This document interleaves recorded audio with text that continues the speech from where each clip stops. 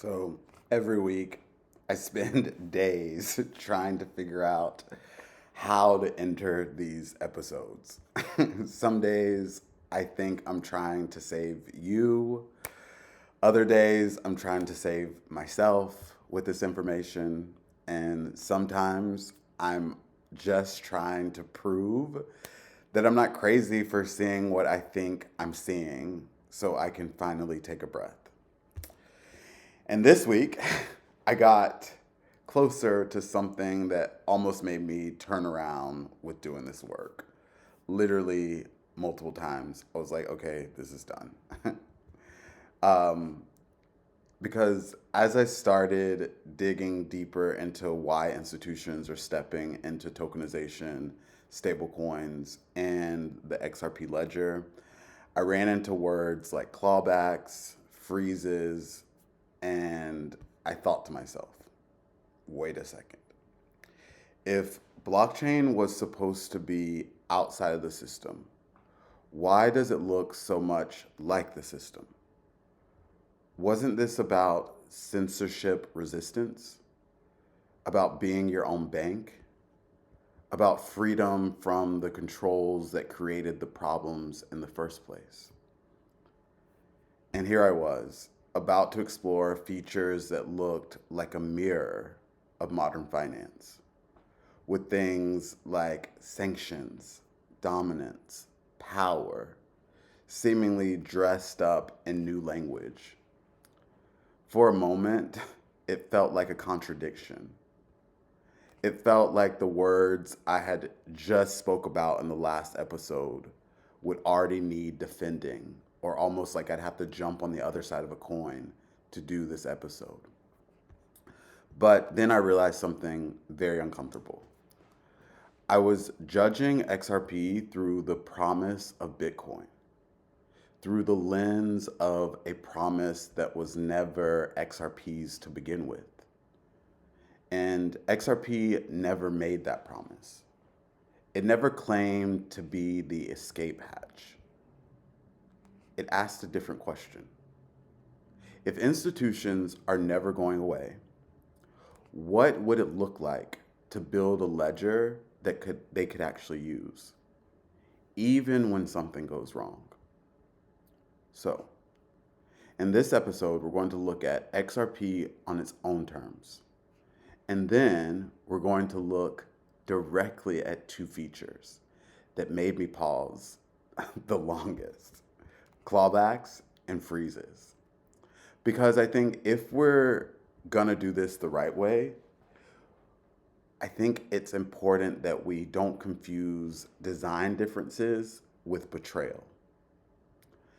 And that's how clarity is built, separating the two.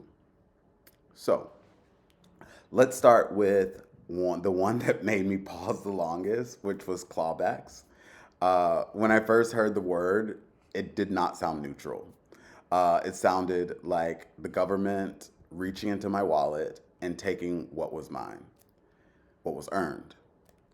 And on the other side, there were moments in the past where I heard people say things like, when clawbacks go live, institutions will flood in and price will explode. And maybe this was more subconscious, what I was thinking, but I did also think, so the thing that sends the price up is the thing that gives someone the ability to reach into my wallet. That felt backwards. It felt wrong. And if I'm being honest, it felt like trying to navigate a system that I already believed didn't want me inside of it, whether that belief was true or not. Sometimes we can't fix the things that we have in our head. But here's what clawback actually is. And I want to use an analogy because I love analogies, and why not? So for clawbacks, if you issue, say, a gift card for your store, and someone uses a stolen credit card to buy the gift cards, clawback is the ability to take those gift cards back if they're still sitting in the person's wallet. Not freeze them, not pause them, actually return them to the issuer. That's it. And if those gift cards have already been used, there's nothing to claw back, which is why clawback isn't a time machine. On the XRP Ledger, an issuer, a bank, a stablecoin provider, even a tokenized asset company can pull back tokens that they've issued from a wallet that holds them. But here's the important distinction. This does not apply to native XRP. No one issued XRP. It exists at the protocol level. There is no clawback function for XRP itself.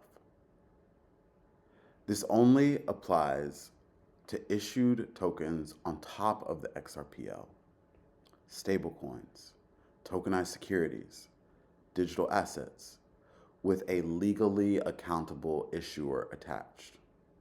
That's the separation, or the first separation. Now here's the second separation. Clawback only works on what exists in the account at that moment. So if the tokens have already been spent, moved, converted, there's nothing to grab. Which means it's less of a magic undo button and more of a compliance mechanism. And that's where the framing changes for me. This feature wasn't built solely because someone wanted control of everything.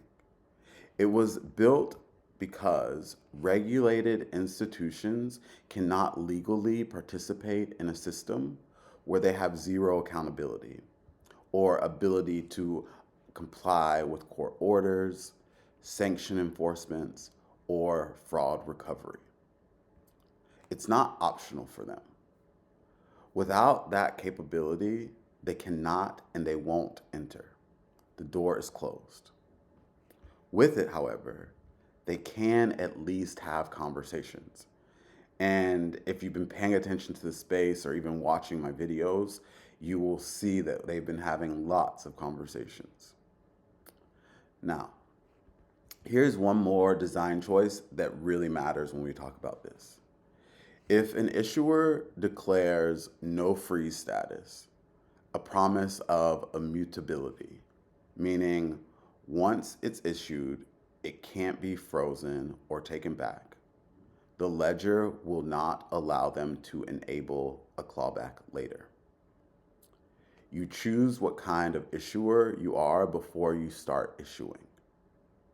Immutable means no freeze, no clawback, while compliant or compliant with freeze and clawback enabled from the very start. This is not accidental. This is the architecture. And this is where I had to slow down just a bit.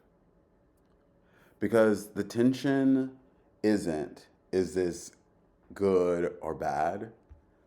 The tension is, what kind of system is XRP actually trying to be? If it was trying to replace the legal system, the world, this would feel like betrayal, like going against its core identity. If it was trying to integrate it with it, however, this is actually infrastructure. And those two are completely different philosophies. I think two different roadmaps. Clawback is about recovery, but recovery only happens after something has already been confirmed, after the investigation, after the legal authorization, after someone decides this needs to be reversed. So, what happens before that? What happens in the space between suspicion and certainty? That's where freeze lives. Global freeze was the one that felt the most unsettling to me as I dug into this, because it sounds so obsolete. Like an issuer could just flip a switch and shut everything down. And And when I think about the future, I want it to feel better than today, more secure, more independent, not like someone gained a bigger button. But freeze is simpler than it sounds. Think of it, or actually, let's think of it like another analogy, like your credit card in your wallet. Individual freeze is like calling your bank and freezing one card. The card still exists, your wallet just isn't in the place that you last remembered it. The balance is still there, it just won't work at the register. Deep freeze goes a bit further. The card can't send or receive at all. And then there's global freeze, which is the bank suspending every card that they've ever issued at the same time. And then there's no freeze, where the issuer permanently gives up the ability to do any of that. Once set, it cannot be undone. Just like clawbacks, this does not apply to the native XRP. No one can freeze XRP. Not Ripple, not a government, not a validator. This only applies to issued tokens on the XRPL. And here's another key distinction from clawback. Freeze doesn't remove anything. It doesn't take tokens back. It simply contains them, which means it serves a different legal moment. Clawback is what happens after you've confirmed a violation. Freeze is what happens while you're still figuring it out. They're two tools for two different stages of the same compliance process. And here's something that helped me see this even more clearly. These aren't 3-second kill switches. XRP settles in 3 to 5 seconds. Compliance decisions, however, take longer. Freeze happens after monitoring, after investigation, after legal authorization. The ledger is fast, the legal process is not. So freeze isn't about controlling movement in real time. It's about preserving legal accountability after something has already been flagged. And when we zoom out, freeze came much earlier, around 2014 or 2015, back when the conversation was mostly about payments. Freeze came when institutions asked if XRP could move money safely. Clawback came when they asked if they could issue it responsibly. Same ledger, different institutional need. 10 years apart, still evolving. And that's something we don't talk about enough. When you think about cash, cash doesn't evolve. A dollar bill from 1995 works the same way today as it did when it was created.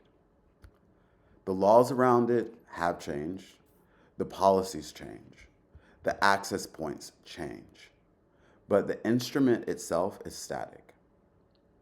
What XRP is demonstrating is much different. And maybe that's the part of that feels the most reassuring to me. Because right now, honesty feels rare. Institutions say one thing, headlines say another. Incentives pull in different directions depending on where you are globally. But here, at least structurally, the rules are visible. You can see them. You can inspect them. You can watch amendments get proposed. You can watch validators vote. That doesn't make the system perfect by any means. It doesn't remove power either.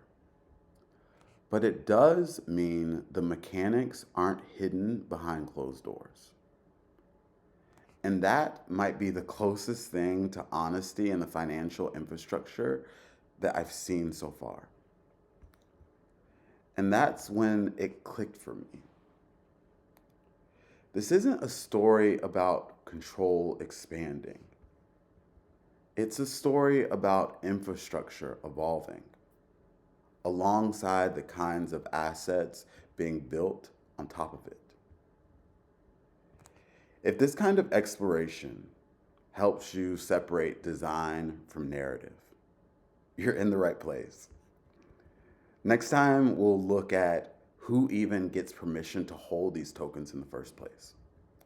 Because that question might even be more uncomfortable than this one. I'm not here to defend any of what we're exploring. I'm here to understand it. And I'm glad you're thinking through this with me. My name's James, and this is Layer 1. And thank you for joining me for another episode. See you next time.